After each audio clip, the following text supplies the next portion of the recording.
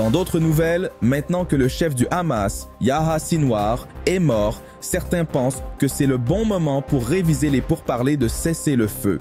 Jackie Dominique a cette histoire et plus encore de notre salle de rédaction.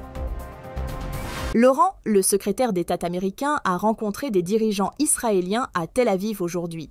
Tandis que certains voient un moment opportun pour poursuivre la paix, le Hamas exige toujours qu'Israël retire ses forces de Gaza. Le secrétaire d'État Antony Blinken est de retour au Moyen-Orient pour la 11e fois depuis le début de la guerre, essayant de relancer les pourparlers de cessez-le-feu pour libérer les otages et mettre fin à la guerre de Gaza. Il est peut-être venu à un moment opportun depuis que des soldats de l'IDF ont tué le chef du Hamas, Yahya Sinwar, la semaine dernière.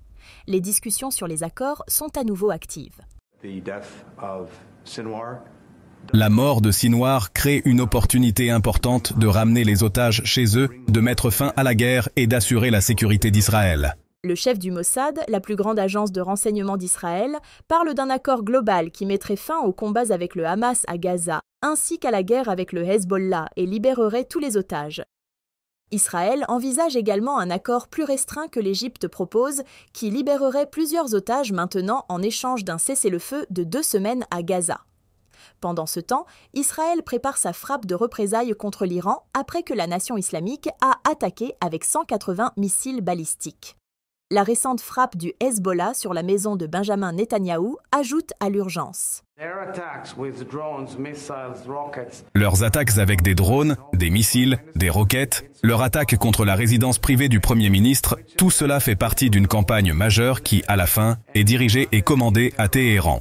Israël confirme maintenant qu'il a éliminé Hacham Safadi, le responsable du Hezbollah qui devait diriger le groupe terroriste après la mort de Hassan Nasrallah. Les FDI continuent de frapper des cibles du Hezbollah au Liban qui sont placées au plus profond de la population civile.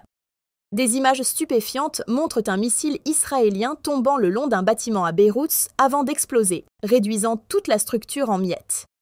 À travers Israël, alors que les gens terminent les fêtes bibliques d'automne cette semaine, beaucoup se souviennent de l'horreur des attaques du Hamas il y a un peu plus d'1 an, et des otages toujours à Gaza.